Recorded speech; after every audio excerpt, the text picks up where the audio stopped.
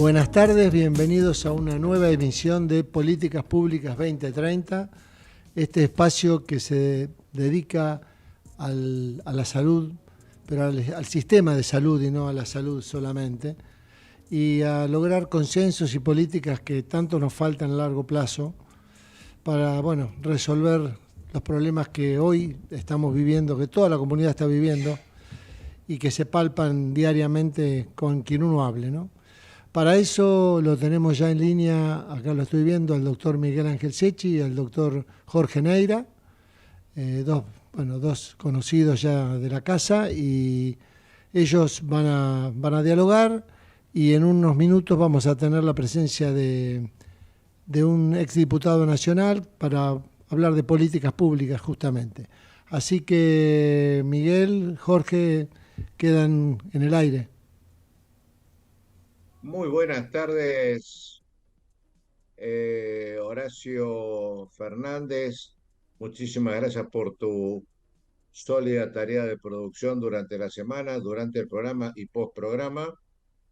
Siempre aclarando que al margen de los escuchas, después este programa se distribuye por todo el país a más de 5.000 direcciones de correo y redes y todas las redes sociales.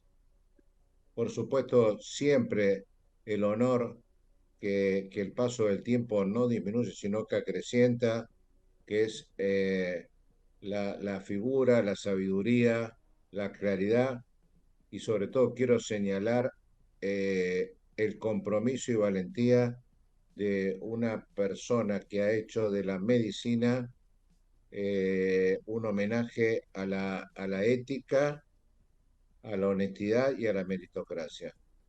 Que seamos amigos, que cosa que creo que me distingue mucho a mí, no me priva de estos elogios. Esto es muy sincero y creo que toda la comunidad médica así lo distingue. Gracias, Jorge. No, gracias a vos, Miguel. Excesivas palabras, por supuesto, que tienen que ver con la amistad. Y gracias, Horacio, también por la colaboración de siempre. Así que buenos días a todos. Bueno, quería como dijo Horacio, que cabe la posibilidad de que tengamos al diputado mandato cumplido Jorge Enríquez, porque pensamos con el doctor Neira y otros integrantes del grupo Medeos y la producción de Horacio Fernández, que el sistema de salud, por supuesto, tiene problemas macro y micro. Eh, Tratamos de abordar con las políticas públicas federales, porque pretendemos salir de la ciudad de Buenos Aires, porque es nuestro lugar habitual de residencia, pero estamos tratando de siempre llevar el mensaje a todas las provincias con los temas que sean de actualidad y siempre mirando en lo posible para adelante sin perjuicio de analizar la historia para aprender y no repetir experiencias equivocadas. Cuando pensamos en sumar al doctor Jorge Enríquez en el día de hoy, así como en otros programas. Bueno, el doctor Jorge Enríquez en este momento está militando es constituyente de la ciudad, estaba en el Partido Radical y ahora pertenece al PRO, una persona de una visión muy amplia, pero queríamos comentar esto es una salvedad que todos ustedes pueden imaginar si conocen nuestra filosofía, que queremos escuchar los proyectos o planes o nosotros aportarles a todos los partidos políticos que crean que el sistema público de salud necesita eh, una revisión, una mejora, una universalidad que a lo mejor el doctor Neira en, en un ratito nos resume el contexto tanto macro como micro de la salud y su relación con la política. Bueno, muchas gracias. Menuda tarea. En realidad, hoy a la mañana participé en una mesa redonda de una jornada del Colegio Argentino de Cardiólogos Intervencionistas, que fue muy interesante porque hablaron especialistas en salud pública y sobre todo los propios cardiólogos intervencionistas y su problemática con respecto al sistema de salud. Y claramente se manifestaron dos situaciones muy claras, cosas que conocemos perfectamente todos los que estamos aquí, los que vienen al programa. Una es el aspecto macro, que es el aspecto más difícil de modificar, digamos, de la fragmentación, la segmentación. Hoy se habló algo interesante, alguien dijo, el sistema de salud necesita mayor inversión de plata porque con lo que tiene no alcanza. Primera vez que se dice alguna cosa así, siempre se ha hablado de del costo de la ineficiencia, que el costo de la ineficiencia en algunas situaciones puede llegar, digamos, al 40% del gasto administrativo en un sistema, lo cual es excesivo. Este, y bueno, tomando esas discusiones y tomando el aspecto de la fragmentación, la segmentación y todo esto que todos conocemos, claro, ahí se hace muy difícil de modificar porque se necesitan decisiones políticas que van más allá, digamos, de cualquier proyecto, ¿no? Acá tiene que haber una decisión política de modificar el sistema, no de modificar, sino de adecuar el sistema de salud a la realidad de la persona. Esto por un lado. Por otro lado, algo que me parece importante es por qué la salud no forma parte de la agenda pública y por qué los políticos no entienden que el sistema de salud tiene que formar parte de todas las plataformas políticas cuando se hacen las campañas, ¿no? Y esto no suele pasar, digamos, porque, bueno, no se considera como algo que tenga mérito como este, para tener que ser abordado y sin embargo es un gravísimo problema que está en una situación, digamos, coyuntural muy compleja y muy difícil de solucionar. Esto por un lado. Por otro lado, me parece que está el aspecto micro, ¿no? Y uno siempre dice, bueno, ¿qué cosas se pueden modificar ya, digamos, para que haya un cierto atisbo de mejora del funcionamiento del sistema? Uno de los datos que se planteó, que yo insistí bastante, digamos, es el tema de los datos, ¿no? Siempre se dice, bueno, nosotros tenemos datos. El tema es, cuando uno dice nosotros tenemos datos, ¿qué datos tenemos? ¿Tenemos datos fehacientes, actualizados, confiables? ¿O tenemos datos? No es lo mismo, por ejemplo, cuando ustedes tienen que hacer una base de datos, la base de datos necesita obligatoriamente tener definiciones de los lugares donde se incorpora el dato para que ese dato pueda ser comparado por otro. Y si esto no es así y no se pueden comparar los datos, esa gran cantidad de datos lo único que hace es confundir más que agregar valor. Y hoy que se está hablando tanto de la inteligencia artificial, sobre todo lo que se llama el data mining, que es la minería de los datos, que se hace sobre grandes bases de datos, la inteligencia artificial, tanto el machine learning como el deep learning, que es algo más específico, trabajan generando un algoritmo que es una respuesta que se busca a una pregunta. La pregunta tiene que ser muy clara, la respuesta tiene que ser acorde a la pregunta, y la herramienta que se utiliza entre la pregunta y la respuesta es la minería de los datos que permitan contestar esa pregunta. Si la pregunta está mal hecha, la respuesta no sirve. Si la pregunta está bien hecha, pero el algoritmo está mal hecho, no sirve. Si la pregunta está bien hecha, el algoritmo está bien hecho, pero los datos no son de calidad, tampoco sirve. O sea que hay toda una cosa, digamos, todo un sistema que tiene que adaptarse, digamos, a la nueva realidad. Yo estoy absolutamente convencido que la inteligencia artificial puede ser de gran ayuda, digamos, pero lo que se necesita son bases de datos. Y justamente una de las grandes falencias que este país tiene es la falta de base de datos. Entonces, cuando uno tiene que hacer estrategias basadas en los datos, al no tener un dato seguro, las estrategias empiezan a fallar porque no hay con qué responder, digamos, a las preguntas que se están haciendo. Y a mí me parece que esto es básico, ¿no? Yo creo que hay todo un tema, digamos, la, la base de datos, lo que es el Big Data, se basa en la confianza. Confianza significa que todos tenemos que tener confianza en la base de datos, porque todos aportamos datos a la base de datos, todos aportamos datos fehacientes a la base de datos, todos esperamos que la base de datos nos responda las preguntas que nosotros necesitamos contestar, y para eso se necesita confianza. Y esto muchas veces falta porque no hay conciencia, primero no hay conciencia general sobre la utilidad del dato. A veces el dato molesta porque lo que hace es expresar situaciones que no son siempre las mejores desde el punto de vista del rendimiento del sistema de salud. Y entonces, en lugar de entenderlo eso como un punto de partida para la mejora, se toma como algo que puede ser perjudicial para los actores y por eso es que se prefiere no tener datos, ¿no? Y esto yo creo que es algo básico porque es el primer paso para generar, digamos, una política de salud y sobre todo para saber qué costos hay y en dónde hay que poner la plata. Supongamos que uno dice, bueno, está bien, es cierto, falta inyectar mayor cantidad de plata al sistema de salud. Entonces digo, bueno, yo tengo un excedente de tanta plata y lo inyecto al sistema de salud, a este sistema de salud que no tiene claridad en lo que significan las necesidades estratégicas, la eficiencia va a seguir siendo mala. Entonces me parece que hay como dos situaciones. La primera es tener claridad de cuáles son las necesidades, y esto se hace en base a los datos. Cuando uno hace evaluación de calidad, la evaluación de calidad se basa en estructura, proceso y resultado. La estructura es el recurso humano y el recurso tecnológico.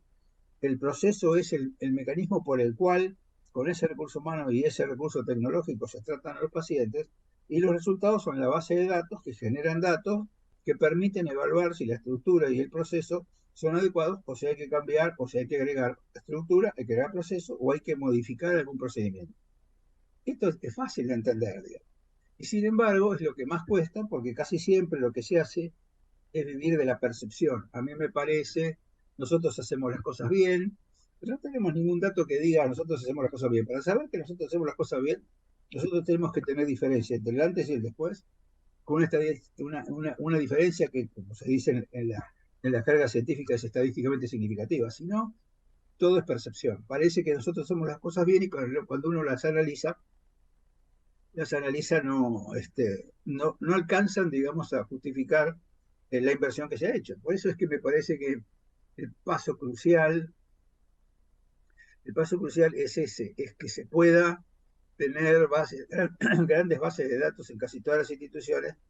Yo creo que hay ejemplos muy claros, hay ejemplos de hospitales privados. Creo que el hospital italiano, con respecto a lo que significa la historia clínica electrónica y la base de datos, es un ejemplo de lo que debe ser una institución desde el punto de vista de la información y cómo se maneja la información a través del dato. Y cualquiera de los hospitales que ha entrado en la Joint Commission, como por ejemplo el Hospital Austral o el Hospital Alemán, tienen que estar en las mismas condiciones, porque para entrar a la Joint Commission uno tiene que mostrar los resultados. Y los resultados solamente se pueden mostrar cuando hay números.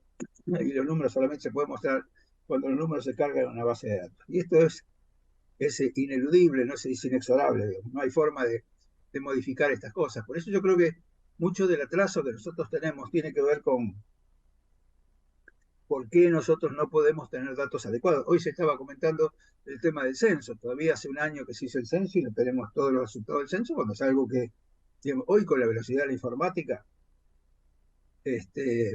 me parece que hoy comentaban cuánto tiempo tardó Netflix en tener 100 millones de suscriptores, ¿no? Y Netflix parece que tardó como 5 años.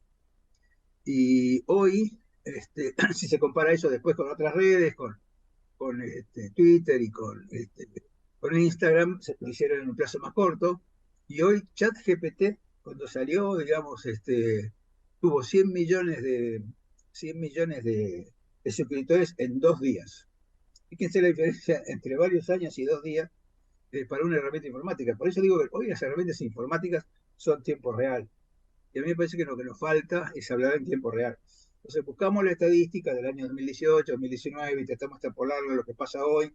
Pero entre el 2018, 2019 y el 2023 ha pasado una serie de turbulencias político-económicas que han cambiado prácticamente el país. Y sin embargo seguimos manejándolos con los mismos números que tratamos de extrapolar, ¿no? Como se hace siempre cuando no se tienen datos. Y a mí me parece que eso es básico. Cualquier programa que quiera, digamos, cualquier modificación que se quiera hacer, necesita básicamente tener una herramienta que le permita que cualquier decisión política que se tome sea la adecuada en base a los datos que se tienen. Y a mí me parece que ese es el punto donde hay que trabajar. El otro día en una reunión en la academia, justamente con las sociedades científicas, se discutió el tema de que estábamos hablando sobre un tema particular, digamos, de la medicina, y decía, bueno, no, pero lo que pasa es que todo tiene que ver con todo, y si no mejoran los salarios de los profesionales, no podemos mejorar los programas de gestión. Y yo creo que eso, cierta parte de razón tiene, obviamente, porque ya sabemos cómo son los salarios de los profesionales en el sistema de salud, pero me parece que va contra el tema de que cualquier cosa que uno quiera hacer siempre tiene la excusa de no hacerla hasta no modificar lo macro. Y lo macro es muy difícil de modificar. Me parece que hay cosas micro que sí se pueden ir cambiando, justamente con el sentido de para qué uno lo cambia. Yo creo que el salario médico está atrasado, nosotros hemos discutido mucho cómo se debe armar el salario del profesional. Cuando digo médico es del equipo de salud, ¿no? Cómo se debe armar el salario del equipo de salud, pero para eso se necesita plata. Y si la plata queda entre la intermediación del sistema o queda en los costos administrativos o queda en ineficiencia, aún pensando que necesitamos más plata, la poca plata que llega tampoco genera ninguna cosa positiva. Entonces, a mí me parece que hay que trabajar mucho también en lo micro, pensando en lo macro.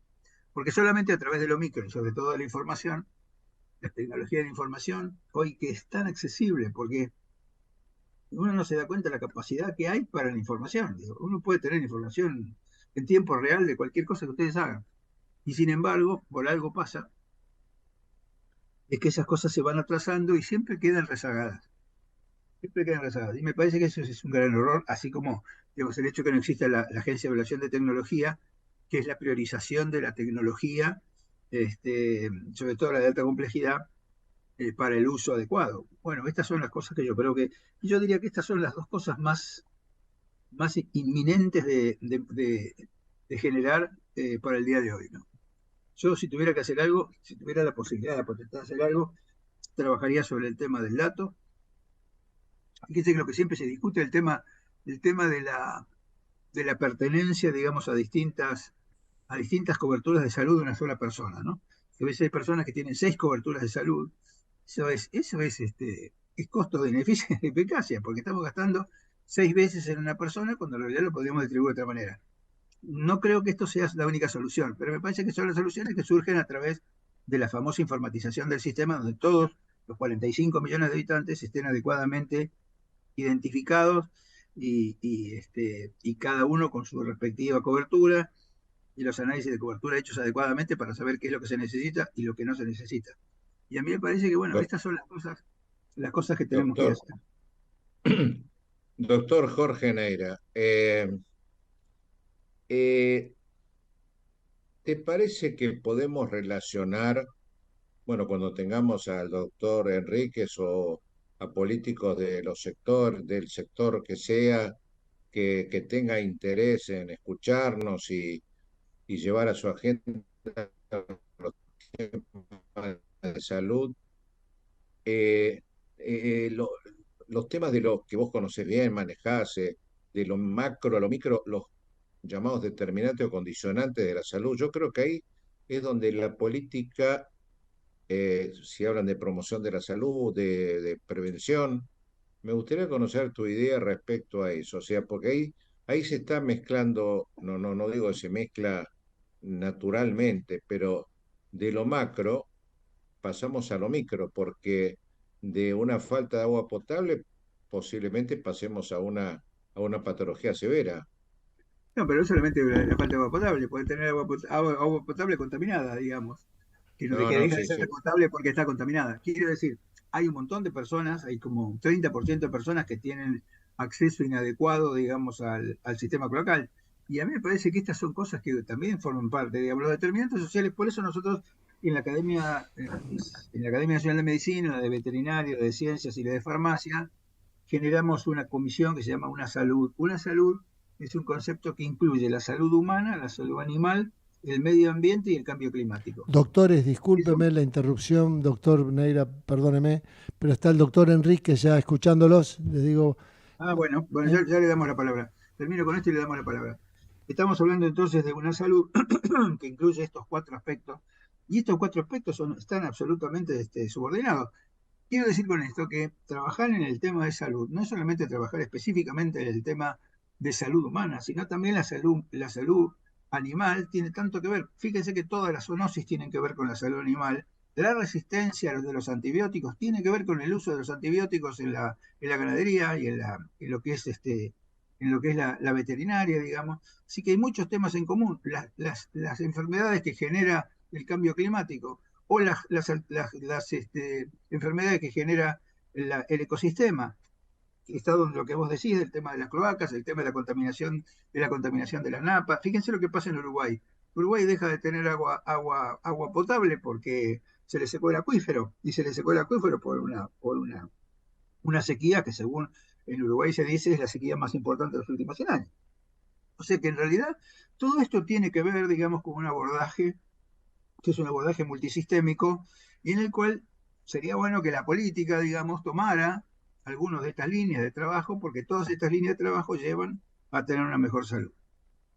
Y le damos la bienvenida a Jorge, a nuestro amigo Jorge Enríquez. ¿Cómo estás, Jorge? ¿Cómo estás, Jorge? Muchísimas gracias, disculpen la tos. Gracias, Jorge, gracias, Miguel Ángel. Es un placer estar en el programa de ustedes y estar escuchando atentamente el tema vinculado con el agua potable, que falta en el 50% de los hogares argentinos. Así que es un tema para tomar en cuenta, ¿no? Porque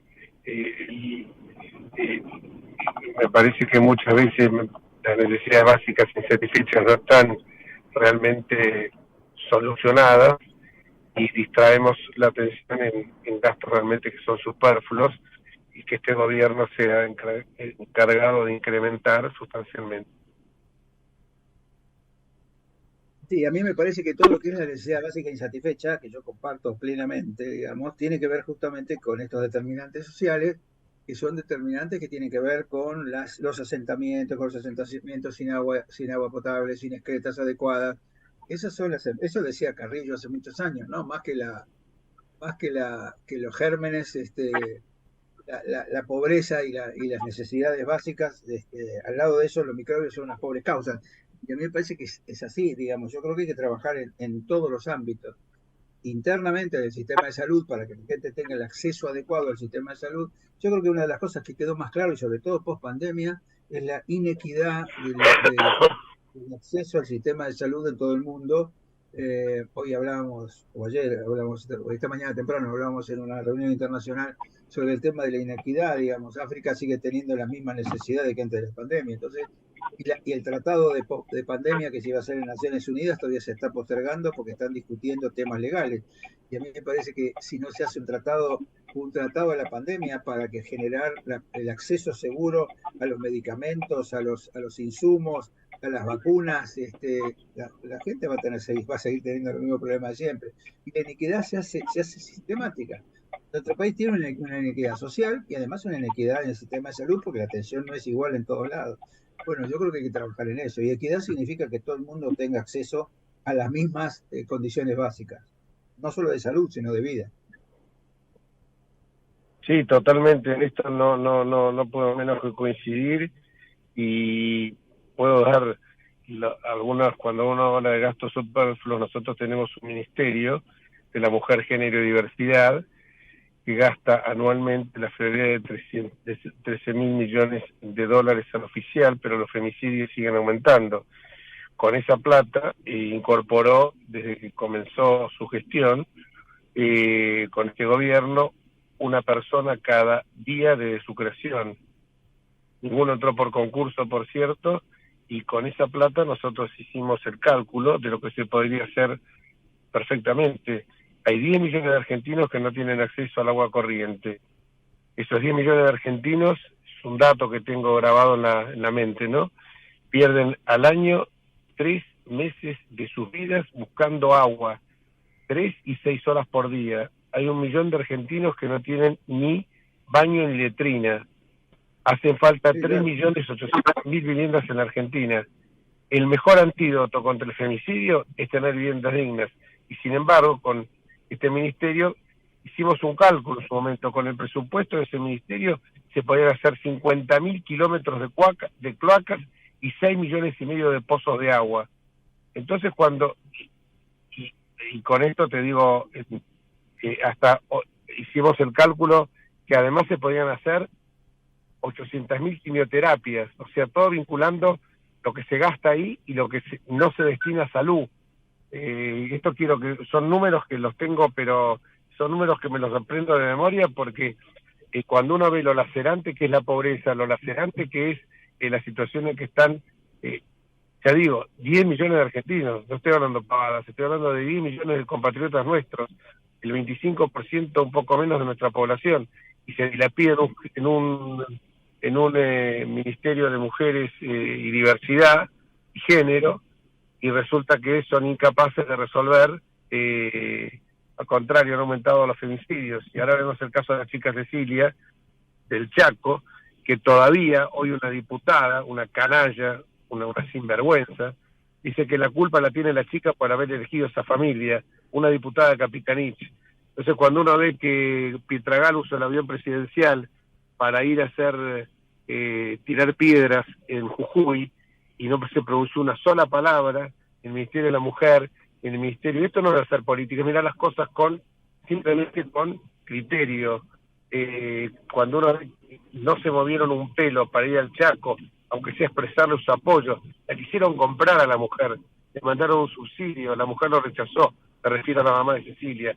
Bueno, entonces estas son las cosas que hay que corregir. A mí cuando me dicen los grandes planes que uno puede tener, digo, mirá, no hace falta ningún talento especial, simplemente tomando los recursos y esos recursos destinándolos a las áreas que son realmente las áreas más necesitadas, porque nosotros hablamos, por ejemplo, de la seguridad, pero si nosotros no solucionamos el tema de la pobreza, y por Dios, que no se interprete que la gente pobre es la que delinque, pero sí es la gente que está apartada de los beneficios comunitarios, para los cuales solidaridad, proximidad, propiedad privada, son cuestiones de las cuales que son para ellos inalcanzables, si no tienen lo más importante, que es el agua potable, la cloaca, la letrina.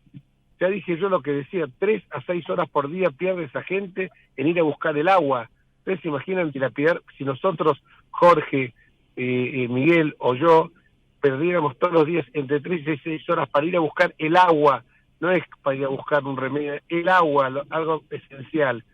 Y bueno, por eso digo, cuando uno toma el presupuesto, lo ve en expansión y dice, bueno, acá hay que priorizar áreas, porque ya hemos tocado el fondo del mar. Entonces las áreas fundamentales para mí son la educación, es la salud, es la seguridad, y por supuesto solucionar la economía, pero para esto no hace falta, repito, tomando, es como, a mí me decían la vez pasada, le digo, ¿cuáles son, en tu economía doméstica, que es la ampliación macro, que el Estado es la ampliación macro de nuestras economías domésticas, si entran 100 y salen 120, esos 20 diferencias alguien los paga, o uno consigue un préstamo hipotecario, bancario, de lo que fuera, o de lo contrario, uno tiene que caer en manos de un usurero. Pero no hay, como decían los americanos, no hay desayunos gratis. Si vos dilapidás lo que ingresa y gastás más de lo que ingresa, en algún momento vas a tener que pagarlo. El Estado, los genios que tenemos en la economía, piensan que la inflación no es un problema monetario, y la inflación es hija justamente de la emisión monetaria desenfrenada que empieza así. Esto se solucionará emitiendo moneda. Yo le daría a cada argentino una maquinita de emitir moneda y andaríamos todos fantásticos. Eso sí, el país estaría destrozado, tendríamos que ir a comprar 1 kilo de leche con una carretilla de plata. Eso... Sí, a mí me parece lo mismo. Yo creo que hoy estábamos hablando, antes que vos llegaras, de los datos, la importancia de los datos. Estos datos duros, digamos, los datos que generalmente no están tan accesibles, pero estos datos duros de la falta de agua, de la falta de acceso a las necesidades básicas, de la falta de acceso al trabajo, de la falta de acceso a la educación, son los que son pasibles de modificar, y que a mí me parece que antes de tratar de modificar lo macro, que siempre es mucho más difícil porque tiene que ver con muchos intereses políticos, estas cosas que son más micro, más de la vida diaria, sí se pueden modificar priorizando el gasto. Yo también coincido en ese aspecto, que es una necesidad, digamos, de que se priorice el gasto para darle a la gente lo que la gente necesita. ¿Dónde está la diferencia? ¿Dónde está la diferencia de los sueldos que tenían que cobrar los policías, los maestros, los médicos, la diferencia de lo que tenía que cobrar realmente con la miseria que están cobrando hoy. Cuando me refiero a médicos, policías y maestros, me refiero a los sistemas de educación, salud y seguridad. ¿Dónde está la diferencia de la plata? En el gasto superfluo del Estado, y no solamente el gasto político que es importante. El Estado nacional, municipal y provincial tiene 1 millón de ñoquis, Jorge. Entonces, ¿sabes lo que pasa? Si nosotros esto seguimos diciendo, bueno, no, pero es como dijo el otro día el expresidente Mauricio Macri, todo el mundo está de acuerdo en esto, pero con la mía no te metas, ¿eh? O sea, Claro, bueno, vamos a ese es un explicar por punto. todo, pero con la mía no te metas. Entonces, es así. Yo veo los médicos lo que están cobrando. Y después me dicen, no, porque algunos médicos que tienen obra social están cobrando por afuera. ¿Y qué querés si la obra social está pagando una miseria? ¿Qué querés que el tipo no cobre por afuera al paciente? No, Jorge, porque es justo falta lo de que ética. decís, La falta de ética, entonces vos querés que se muera de hambre, que tengamos médicos que no sufran, que estén sumidos en la pobreza, y ya los hay. Y me meto en el tema médico porque es el tema que ustedes más abordan y más conocen, por la eminencia que son ustedes, en los conocimientos que siempre hablo con Miguel, de la fundación que ustedes están, y que sé que estos son inquietudes que ustedes enarbolan permanentemente, pero siempre me he cansado de escuchar, la educación, la salud, es lo principal, la educación, la salud, y vas a la guardia de un hospital y le preguntas a un médico cuánto cobra, y decís, este tipo está haciendo realmente patria, porque ese altruismo puro esto. Se bancaron una pandemia que con todo esto estuvieron enfrente, Jorge, y no lo hago este es un por... punto que vos decís. Sí. Este en punto es 2 un punto minutos que vos decís. volvemos. Bueno. Bueno, gracias. Perdón, mil disculpas. Sí, cómo no.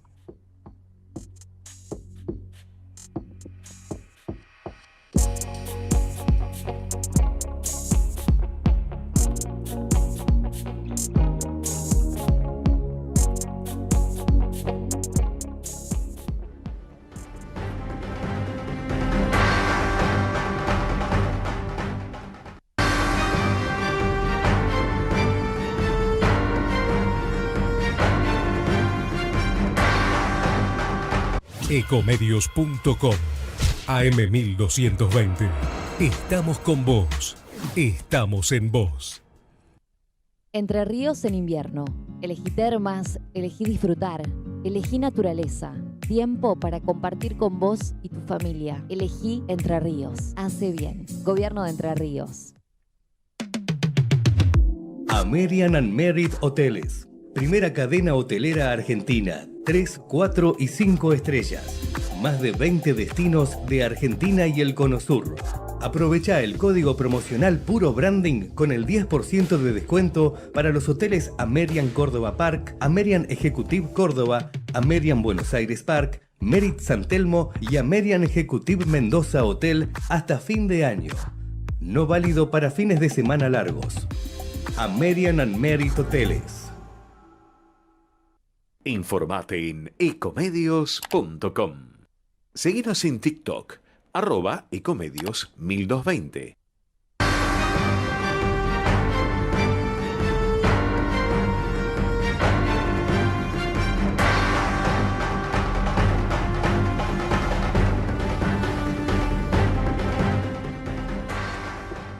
Bueno, y después de la pausa comercial, seguimos con el programa. Jorge, Miguel, Enríquez se está trasladando, me dijo lo llamen 10 minutitos porque estaba yendo hacia la casa. Viste como estaba un poquitito bastante resfriado. Así que en unos minutos lo vuelvo a conectar, así que bueno, continuamos con el programa. Lo que estaba diciendo, Por eso. el tema de la diferencia, ¿no? De la diferencia de lo que cobran los profesionales. Hoy se mostró, digamos, hoy que las cifras, por supuesto, son de otros momentos, pero es equivalente a dólar equivalente. Hoy, digamos, una consulta médica está aproximadamente al valor del dólar paralelo a $2. $2 en nuestro país y en Uruguay es $25. Fíjate la diferencia, ¿no? La diferencia porcentual, porque en realidad tenemos un sistema de salud que no reconoce, digamos, al profesional y no le paga al profesional lo que le tiene que pagar. Dice, bueno,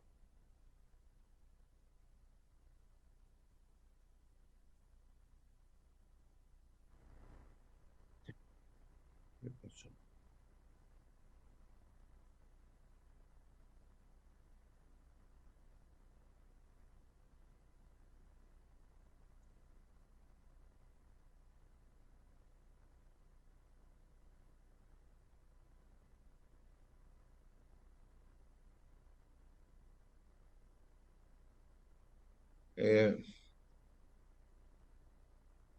Coincido, no sé si me están escuchando, con con los conceptos vertidos por Jorge, comparativos con otros países, inclusive limítrofes, y que alguna vez efectivamente fueron tratados como casi dependientes de nuestro país y hace tiempo están siendo ejemplo de gestión, de calidad, de honestidad y de meritocracia y de institucionalidad republicana sobre todo.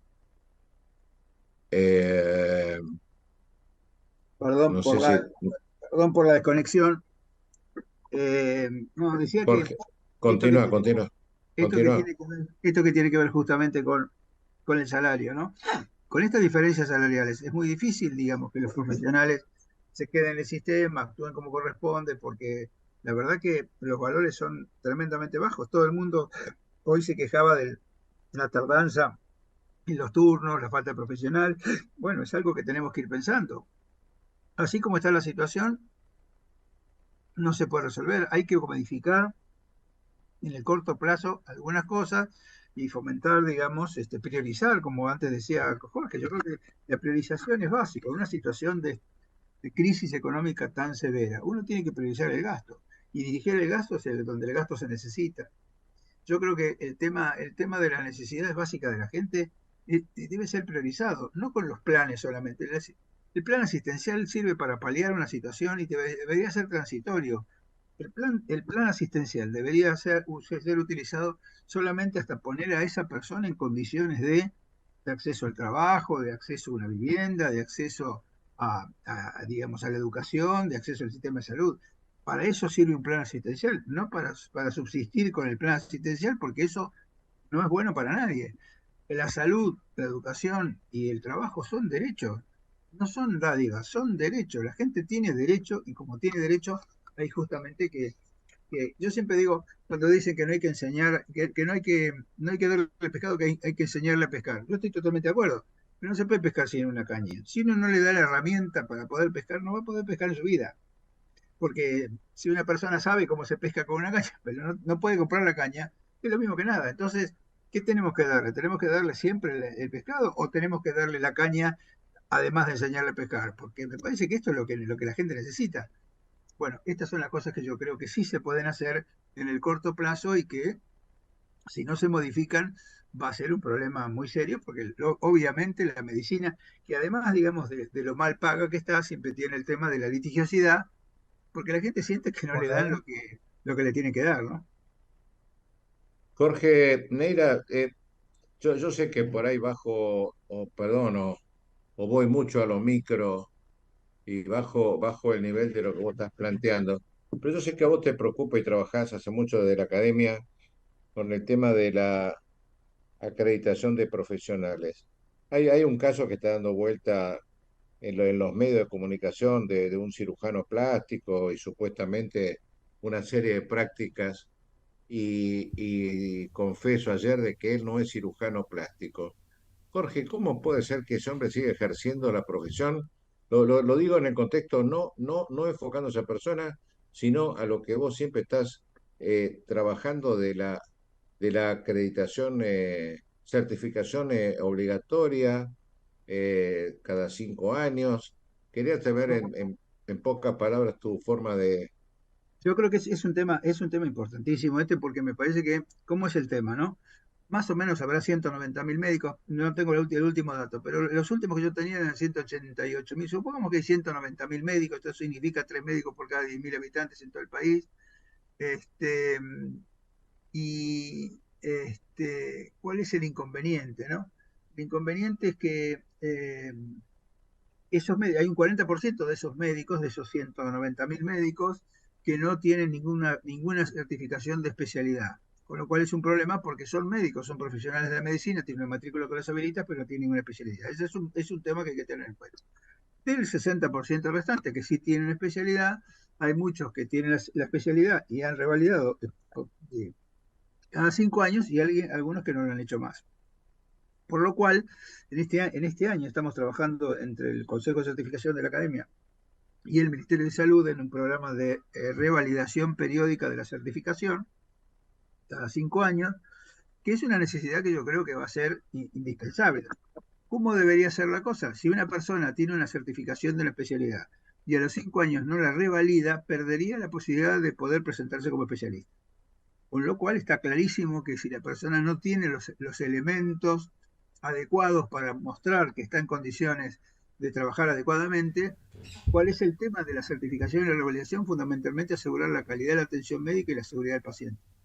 Fíjate que no son temas menores. Entonces, si uno está certificado y adecuadamente revalidado, yo tengo 5 revalidaciones en mi carrera, este año tengo que revalidar por 6ª vez, y creo que ese es el único mecanismo que uno le asegura, digamos, a la población de tener un profesional que tiene la forma de mostrar que tiene las posibilidades de brindar la calidad de atención que corresponde y la seguridad del paciente.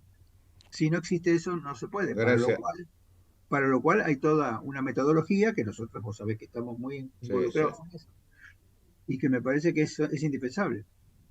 Continúa tu diálogo con el doctor Enrique, que su experiencia nosotros recorremos para tratar de aportar a la sociedad, tanto los ejecutivos, legislativos, bueno, así como la creciente litigiosidad, y creo que, no creo, estoy completamente seguro que el doctor Enrique conoce perfectamente este tema que planteamos de la conducta del legislador en los temas de salud cuando se litiga por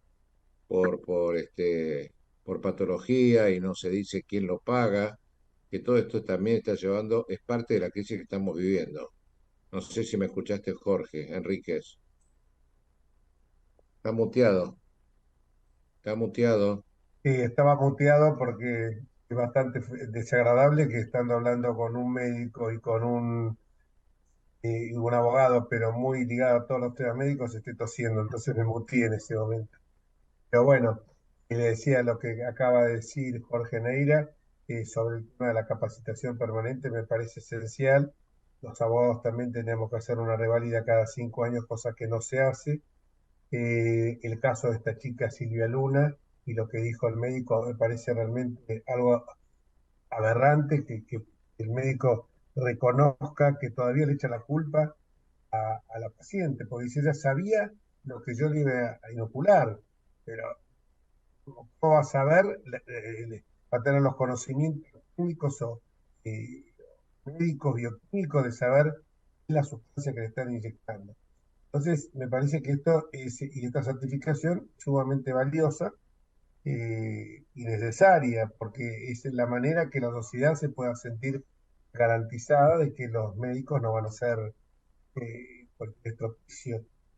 La litigiosidad también es un tema que me preocupa, tanto el tema de la litigiosidad para muchas veces conseguir fármacos o remedios que son sumamente onerosos y que pueden generar un desequilibrio importante y que cuando uno ve el valor de algunas drogas dice es prácticamente imposible porque habría que destinar gastos ingentes para satisfacer esas prestaciones. Pero también es cierto que gente que lo está necesitando y la angustia y la zozobra que padecen al no poder conseguir esa droga por temas económicos es muy grave, es muy seria. Esto también se relaciona con lo que veníamos hablando antes.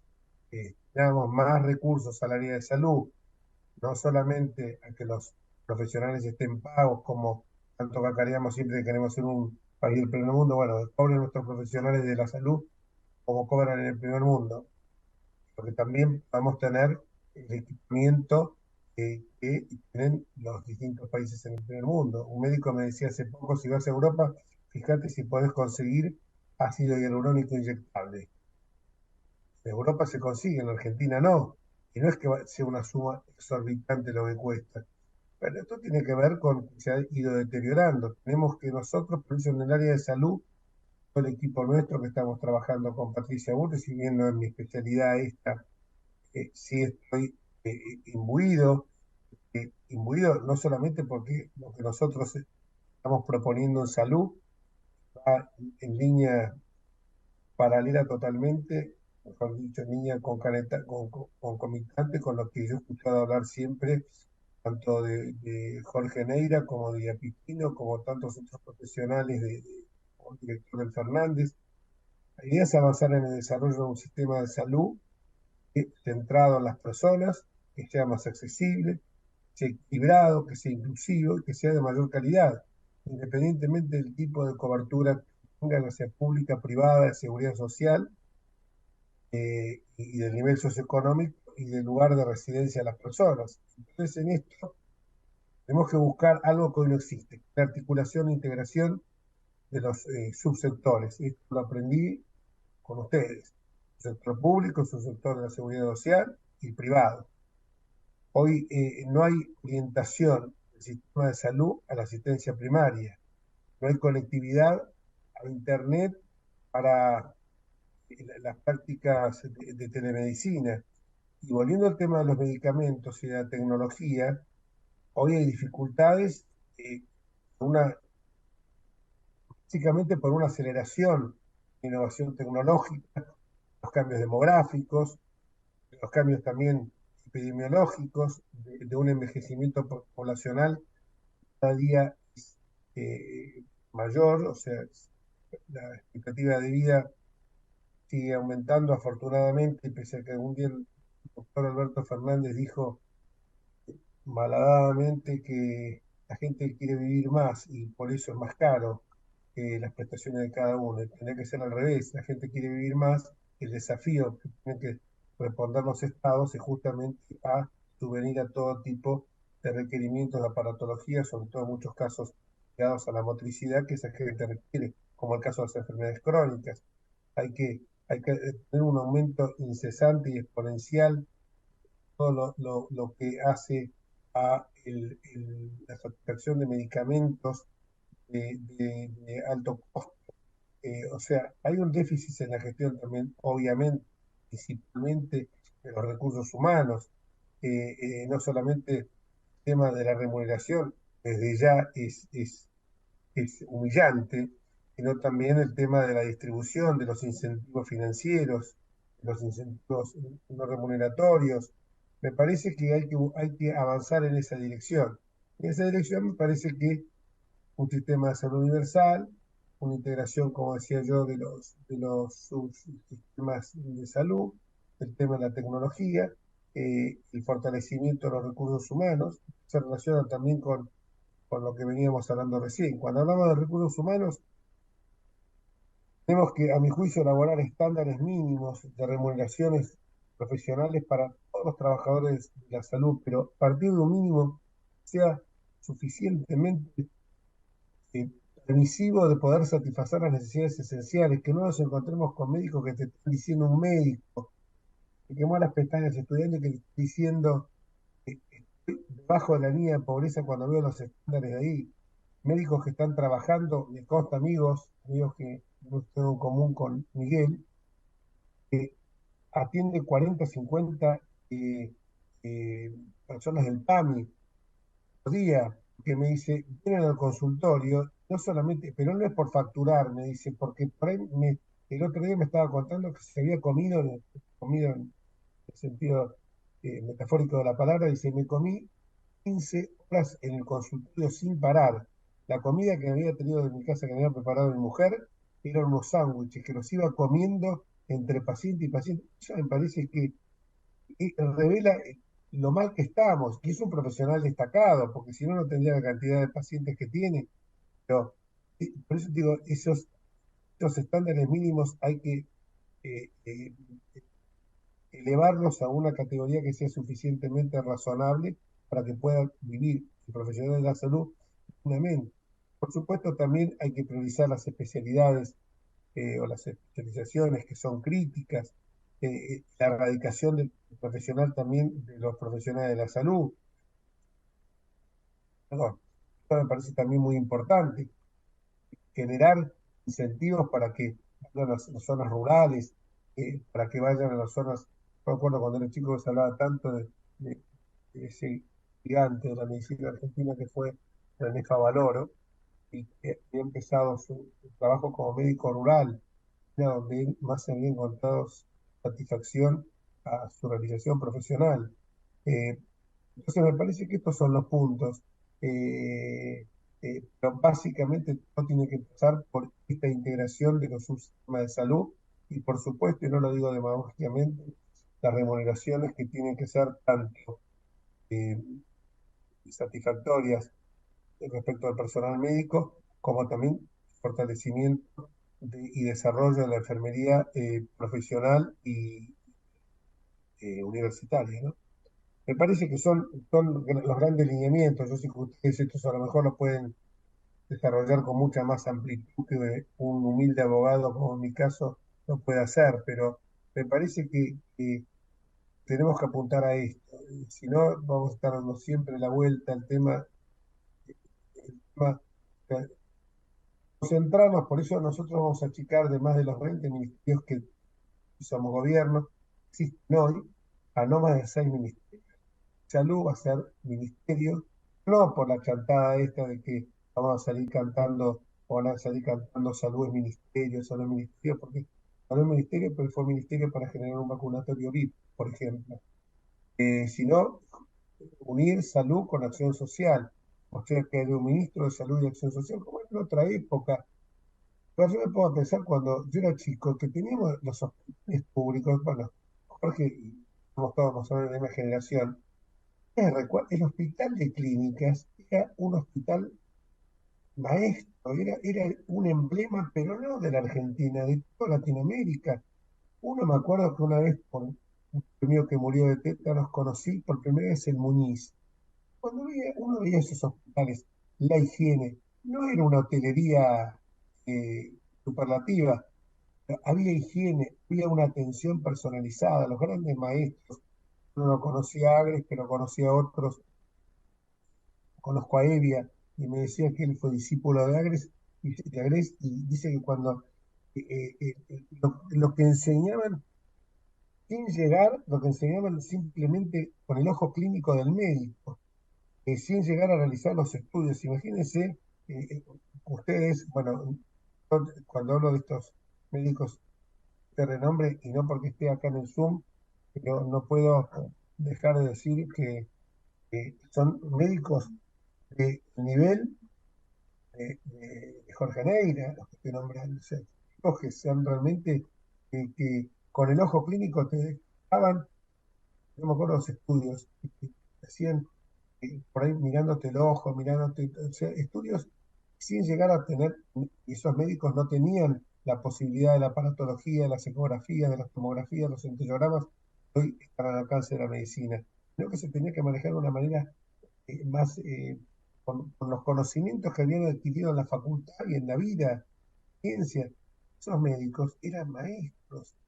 Rivadavia, Fernández. Hoy muchos de estos hospitales, no digo que no estén bien, pero cuando yo los veía en aquella época, conocí una medicina donde entre un sanatorio privado y un hospital público, la diferencia era simplemente hotelería, porque las camas eran las mismas, porque la hotelería y la privacidad, que a lo mejor no van a estar en un pabellón, estaban en una habitación privada, pero la atención que tenían esos médicos era de primerísimo nivel.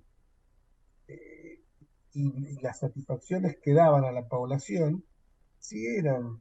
Hoy vemos la guardia de los hospitales hacinados, que los chicos, no hay pediatras. Entonces, uno está viendo esto y la verdad que si en este tema, en la salud, la educación, no damos un giro copernicano, no podemos tener futuro como país. Solucionaremos a lo mejor con leyes muy duras, bajando la edad de imputabilidad a 14 años, el tema de la seguridad, pero van a ser paliativos, porque no vamos a construir un horizonte a 20, 30, 40 años. Vamos a ir siempre emparchando, como las famosas leyes de Lumber.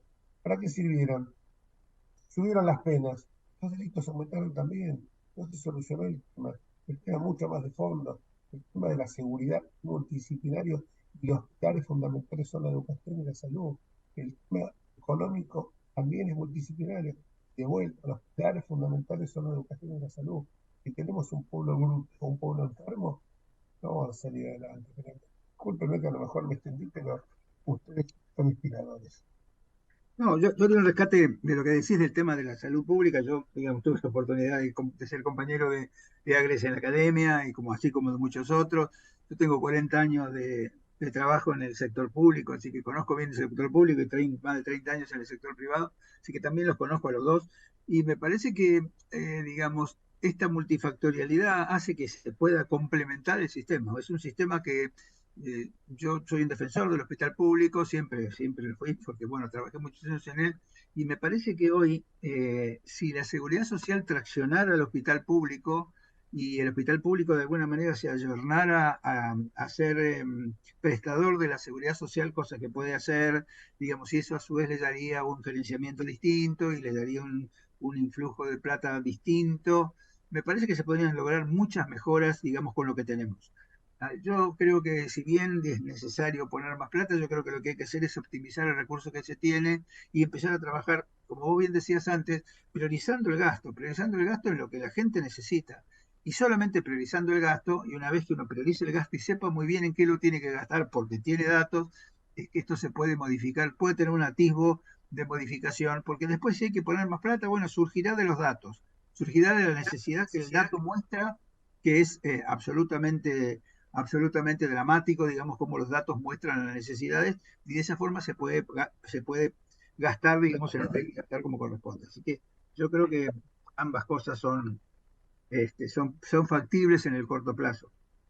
Bueno, sí, yo también comparto contigo que son absolutamente compatibles.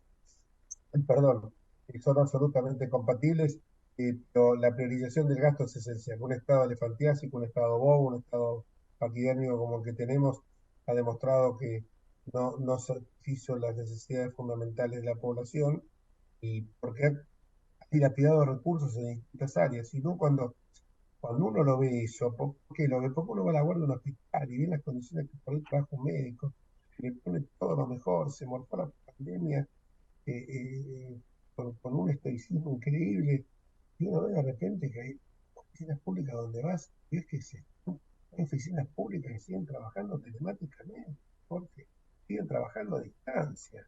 Entonces, ¿vos cómo? Entonces, yo digo, cierto, no gastar más, pero priorizar el gasto, más en salud y en educación, sí, no hay duda, pero no hace falta tener un talento especial, saber recortar, como en las casas nuestras. Cuando éramos chicos, nuestra madre decía, che, apaga la luz, que se gasta mucho de luz. La luz la empezaron a regalar a la marchanta. Y entonces, claro, mis hijos se acostumbraron que como la luz estaba subsidiada, llegaban a la casa, prendían toda la luz en la casa, todos los televisores, todas las computadoras. Y eso no era así. Y yo venía de un hogar de clase media alta, ¿eh? Lo que yo digo, me lo contaba Macri, que en Tandil también su madre le decía, ponte un pullover y apagar la calefacción, que se gasta mucho gas. La Macri, no era.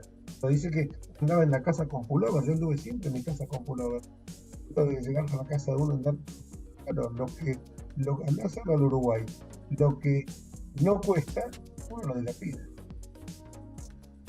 Bueno, Jorge, los Jorges, muchísimas gracias, Horacio Fernández incluido. Jorge Enríquez, este es tu programa también. Cuando vos tengas un rato, siempre tu aporte y el aporte de algún colega tuyo que quiera también decir algo sobre salud. Algunos médicos tenés ahí en el bloque, también puede ser de otros partidos políticos que coincidamos y podamos fundar algún consenso. Sigamos trabajando, y creo que hay mucho para mirar para adelante y no caer solamente en el pesimismo que en este momento está viviendo justamente el paciente afiliado del sistema de salud. Muchísimas gracias a ustedes, de corazón, muchísimas gracias. Chao, buen fin de semana para todos. Gracias, Jorge, gracias, Miguel Ángel.